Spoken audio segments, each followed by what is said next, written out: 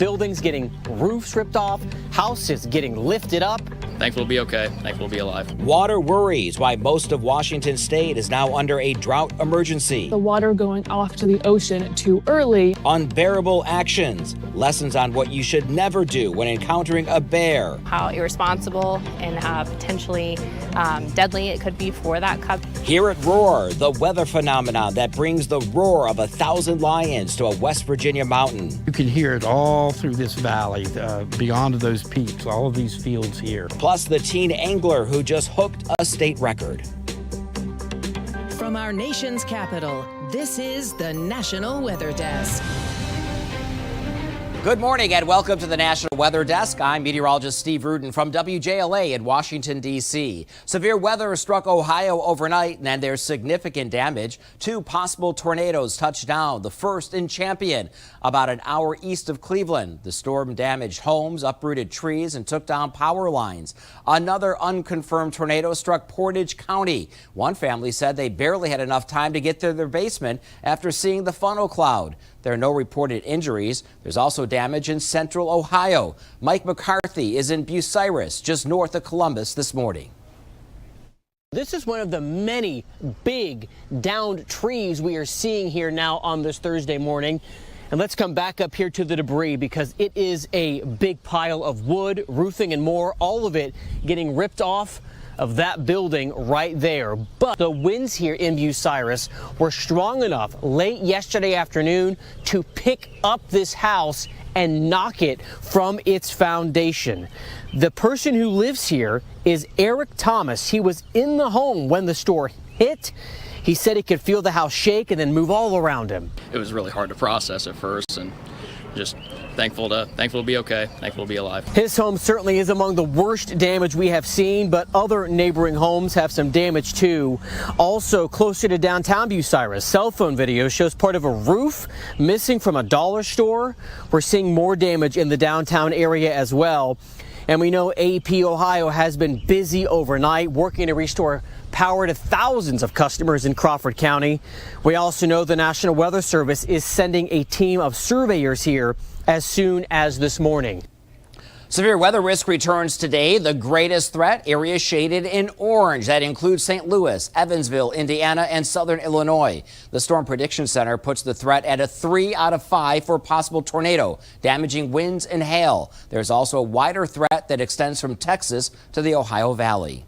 Thousands have been evacuated following at least 5 large eruptions from Indonesia's Mount Ruang volcano. Ash continues to fill the air, forcing a small international airport to close. There's also a tsunami alert. To appreciate just how large the eruptions are, take a look at this view from satellite. You can see the plume's enormous size as ash flew 70,000 feet into the atmosphere. In comparison, most commercial airplanes cruise between 35,000 and 40,000 feet. Severe weather dropped plenty of hail in Arkansas Tuesday. Meteorologist James Bryant has a quick recap of what happened. On Tuesday, April 16th, a hailstorm moved through part of central Arkansas and did quite a bit of damage. We saw hail that was larger than quarter size covering the ground in Mayflower, and here's a couple of videos from Roland where you can really hear the hail coming down. This video from Brittany Post shows hail pelting the ground and the cars that are right there, and then this video from Linda Cam in Roland shows the hail bringing down tree limbs and tree branches. The hailstorm didn't last long. This was just part of the severe weather outbreak that affected many states on Tuesday. As Jane mentioned, Arkansas was just one of many states to see hail this week because of severe storms. Meteorologist David Glenn explains why. Severe weather has plagued parts of the Midwest throughout this week. Numerous reports of tornadoes, severe thunderstorms, and within some of those severe storms, numerous reports of hail. In fact, some of the hailstones in this part of the country, parts of Iowa and Missouri, they've been the size, at least in the diameter, and the size of a golf ball. You ever wondered how hail forms? Well, it's actually a warm season type precipitation, even though it's an ice cube. It all starts off with a supercooled water droplet that's forced upward into the cloud by very strong updrafts. And these repeated rounds of updrafts will help add layers of ice to the hailstone. So if you've ever sliced open or look at a cross section of a hailstone, it kind of looks like an onion. It's got many different layers. Well, these repeated trips up above that freezing level and these added layers of ice make the hailstone a little bit bigger. And then it becomes a factor of weight, how strong the updraft is compared to the weight of the hailstone. After a while, that weight of the hailstone becomes too strong and it falls back to the ground. In other words, the stronger the updraft, the larger that hailstone can become. In fact, some of the largest hailstones ever recorded in the U.S. have had diameters of upwards of 8 inches. Although there's been plenty of rain and mountain snow in Washington state this month, an emergency drought declaration has been issued. Mo Hader has more about how local water supplies could be impacted.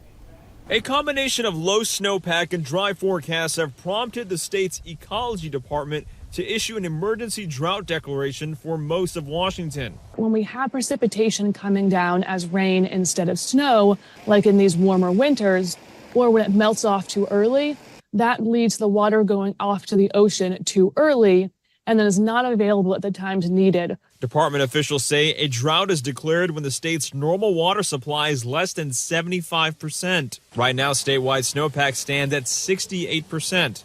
And if you're someone like many people in Washington who like to get outside, and you can expect streams, particularly at mid elevations, to be drying up sooner, especially if you get into the mountains. And you might think about how much water you're bringing with you and expecting warmer temperatures. The only areas not impacted are Seattle, Tacoma, and Everett. That's because those cities have reservoir storage and water management strategies in place. But the state has set aside $4.5 million in aid for communities who need it. It opens up drought relief funding for ecology to provide funding for tribes, cities, counties, irrigation districts, or utility districts to address impacts. And encourage everyone to be prepared for the future. So we are expecting 40% of the years going forward to be these snowpack droughts. So there may be years we get closer to normal levels of precipitation, but then we have a really poor snowpack. Here's an example of what not to do, pulling bear cubs out of a tree. This happened at an apartment complex in Asheville, North Carolina. Taylor Thompson spoke with the North Carolina Wildlife Commission about the incident and has reaction from a bear advocate. You can see the alarming video here of these individuals pulling the cubs from the tree and then holding one of them to take a selfie. Ashley Hobbs with NC Wildlife says this video was reported to them on Tuesday evening. An apartment complex out in the Fairview area. That officer did ask me to assist him in response to that. So I did get on site and I saw the cub. While multiple cubs are seen on camera when Hobbs arrived, she says there was only one still there, adding that the cub was wet, cold, and had been alone for quite some time. Pretty traumatic to be pulled out of a tree like that. Thankfully, the cub was not harmed and is now in a rehab facility. We did follow up with the people who pulled the bear out of the tree. We did confront them on site that day. We let them know how irresponsible and potentially deadly it could be for that cub to be separated from its mom. Hobbs says it's really frustrating to preach about coexisting with bears and then to see videos like this. And she's not the only one frustrated, as former director of Help Asheville Bears, Jody Williams, was equally as disturbed. Only for a bear. All for a selfie. All for a selfie. Did you just drop it? I can see raised. that you're shaking right now. Yeah, I mean, what's your initial thoughts watching that? Super high anxiety. I feel bad for the cubs. I feel bad for the ignorance of those people. Williams says this is an example of exactly what not to do. Total selfishness. This is not what we talk about when we talk about coexisting. Hobbs says this is a pretty rare situation to see. To have, someone blatantly intervene with wildlife like this. And she's hopeful this can be used as a serious educational moment. All right, according to Australia's Reef Authority, the endangered Great Barrier Reef is under its highest heat stress on record. It is one of the most serious and extensive coral bleaching events in recent history. Scientists are using a new type of drone and artificial intelligence to determine the extent of reef damage caused by climate change. Coming up on the National Weather Desk, what's behind the sudden surge in wildfires across North Carolina? Plus, how this week's tornado outbreak is being used as a teaching moment for many Iowa students.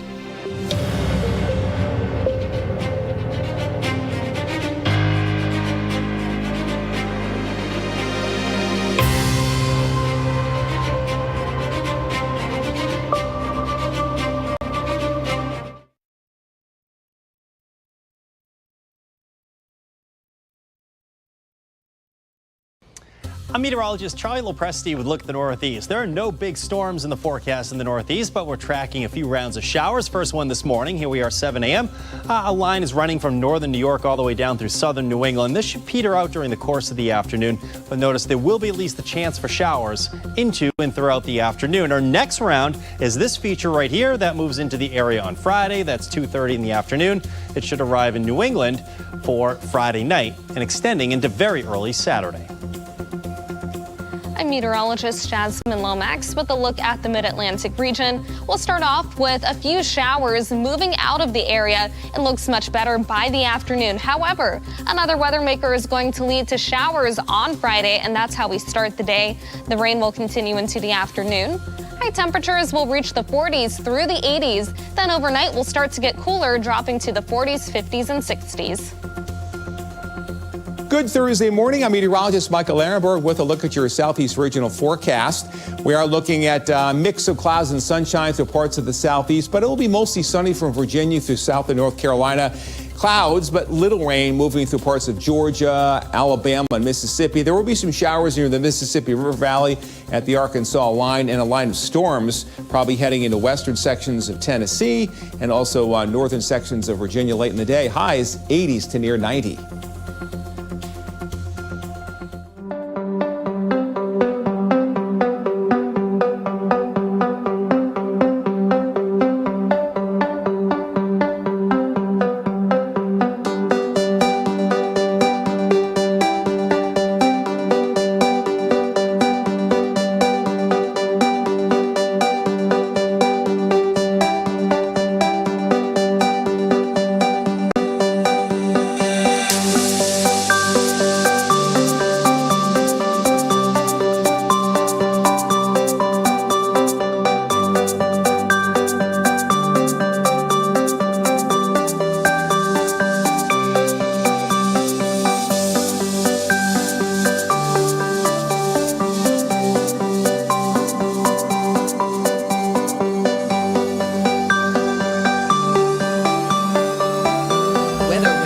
Presented by the National Weather Desk. Winter-like weather is still present in parts of the country, like this snow in Missoula, Montana Wednesday. It presented a pretty picture. Sheridan, Wyoming also graced with snow. Meanwhile, near Little Rock, hail that resembled a little rock. This piece fell during Tuesday's severe storms. And we end with a bird's eye view of vibrant tulips at Hershey Gardens in Pennsylvania. For more content like this, like the National Weather Desk on Facebook. Last year, North Carolina saw a big increase in acreage burned by wildfires. Rex Hodge looks into the numbers, what's behind the surge in fires, and explains what experts can do to prevent them. Ruthie Edwards says there were more than 5,300 wildfires in North Carolina in 2023, drought conditions contributing to that number. She's the district forester representing 7 western counties. She's aware of the study by Housefresh, a publication that watches indoor air quality. It finds North Carolina to have the second biggest increase in wildfire acres burned last year, second only to California. It says in 2022, wildfires burned more than 11,000 acres in North Carolina, but more than 70,000 acres last year, a jump of 529%.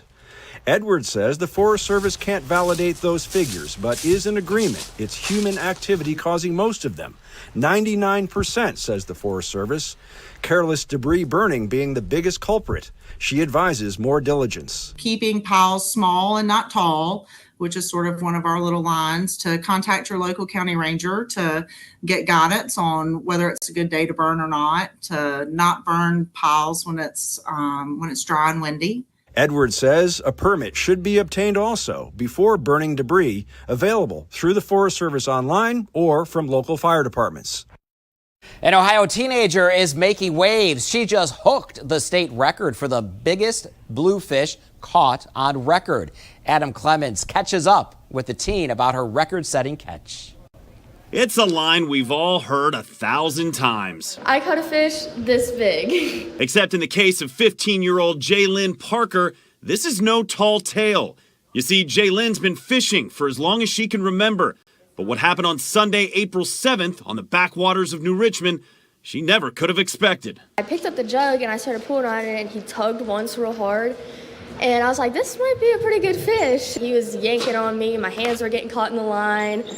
And then I finally got all of the debris untangled from the line, and I pulled him up, and he just rolled to his side, and I started screaming. I was like, this is a big fish, this is a big fish. Jalen's mom, Kristen, was also there to see it all. And then they brought it over, and I had to help them, lift it, and I'm like, oh my gosh. So right away, we knew that it was probably a state record, so we called the Ohio Division of Wildlife. A fish like this, if it is a state record, you have to get it certified on an auditor scale. So just how big was this big fish? He was 56.5 inches long, and he was 39.5 girth. And he weighed? And he weighed 101.11. Here we go, releasing the Ohio State Record Blue Cat. He is still very alive. It's just amazing to me how interested people are in this. I didn't think it was that big of a deal at first until all these people started reaching out. I was like, maybe this is a bigger deal than I really thought it was. I mean, this is what she loves to do, so I'm just super excited for her. Lions roar, but have you ever heard of a mountain doing the same? A weather phenomenon can make it just appear so. The 52-mile-long Peters Mountain in West Virginia is where you need to go to check it out. Meteorologist Brandon Stover explains. We hiked to the top of Peters Mountain with David Sybray, who's researched this unusual phenomenon. Well, I've never heard it, but I'm told that it sounds like the roar of 1,000 lions. You can hear it all through this valley, beyond those peaks, all of these fields here. The people who live in those areas know this sound. While a few believe this roar is supernatural, there's a more likely cause. As near as I can tell, it happens almost all year round whenever there's some sort of weather event happening or on its way. Sybray appears to be describing what's called a low-level jet. It's a fast ribbon of wind in the lower atmosphere that pushes moisture and warmth northward out ahead of strong fronts. Many of our weather systems arrive from the west, and the wind oftentimes will precede the actual weather change. Since this stronger wind is usually out of the southeast, Peters Mountain, a southwest to northeast-oriented range, is a perfect candidate for strong winds to especially zip up and over these rocks and trees. There's something, again, about rocks and about phenomenon, be it geologic or meteorological, that it attracts people's interest. There's not a day that goes by that someone doesn't contact me through West Virginia Explorer looking for more information on this. The wind may be causing this roar, but there is something that's a little harder to explain. Has this phenomenon been documented anywhere else that you know of? I'm not aware of that. I've been looking out for that kind of information, and certainly somewhere there's a meteorologist or there's a professor somewhere who has studied this kind of phenomenon, but I've never heard of it happening anywhere else, which is why it's I think why so many people talk about it. It's that strange. It's a big weekend coming up for the world of motorsports. Meteorologist Brandon Lawson gives us the weather forecast for some of the big races. Race fans, we are going to Talladega this weekend, one of my favorite tracks growing up. It still is my favorite track. I love super speedway racing, the bump drafting, the colliding, even the big wrecks.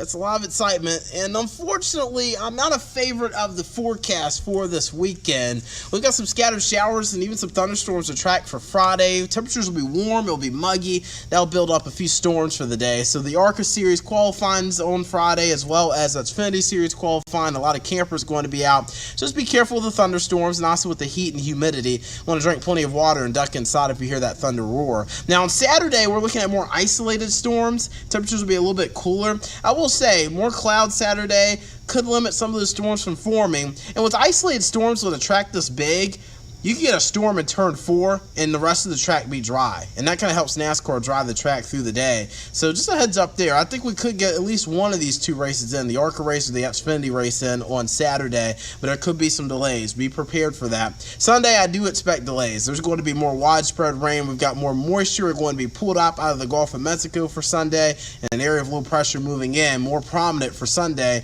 is going to be those rain showers and thunderstorms, so just be ready for that. Could expect some delays. race, maybe even a postponement of the race for Sunday as well.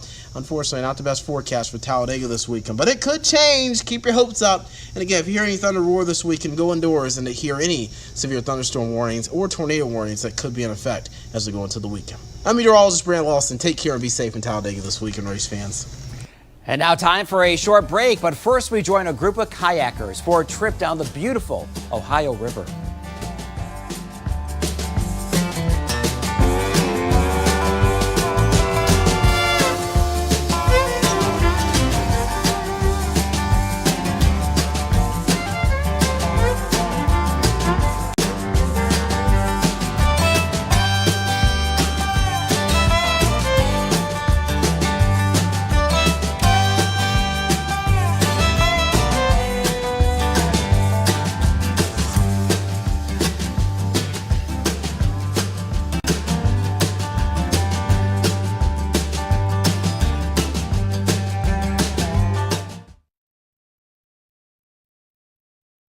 Good Thursday morning, everyone. I'm meteorologist Andrew Buck-Michael. We've got scattered rain and thunderstorms firing up across the central part of the Midwest today, and that'll race its way to the east. Now, behind that, it's going to be a lot cooler. Check out Bismarck, 41 for the high for the day today, 39 tomorrow.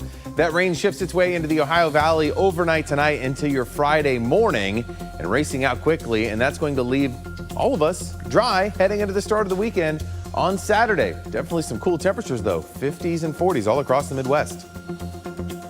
Good Thursday morning to you. Meteorologist Chris Succi. Look at our forecast across the region today, and we'll be on the lookout for a few strong to perhaps a severe thunderstorms stretching from San Antonio, Austin, Dallas up into Little Rock and Shreveport, especially as we head through the evening hours.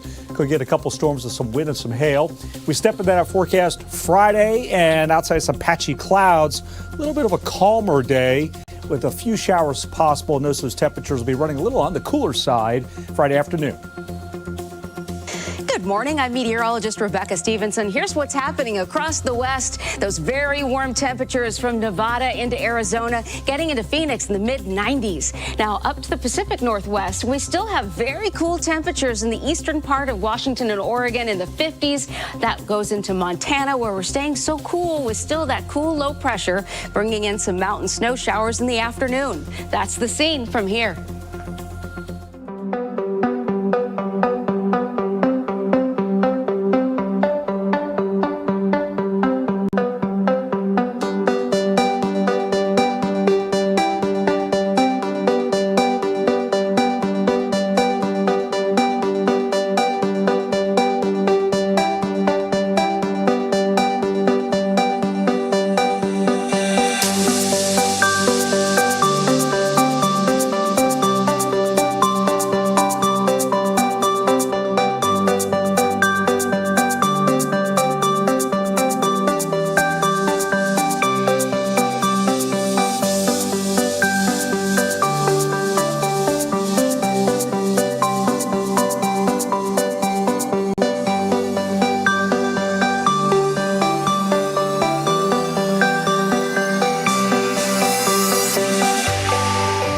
Watching the National Weather Desk.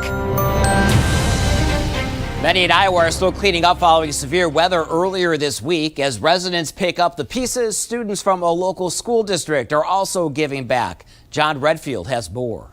Around 200 students from New London School District came out to help, not only assisting their neighbors, but gaining essential life skills. It's always good whenever you can give back to your community. That's the one thing that I love about New London is no matter what the need is, somebody tries to fill it.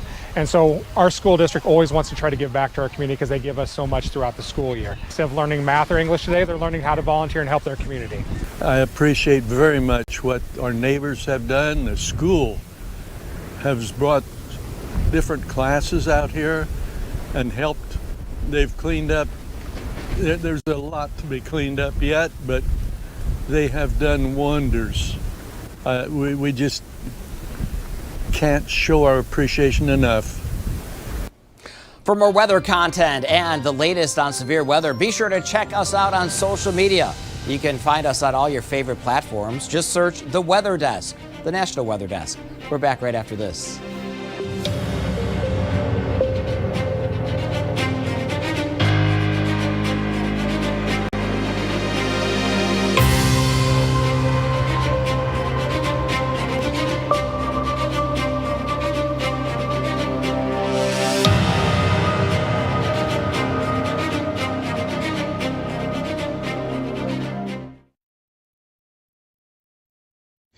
got some video of the sundog yesterday, and if you look, there's actually multiple. There's that one to the right of the sun. As I kind of pan up, you can see the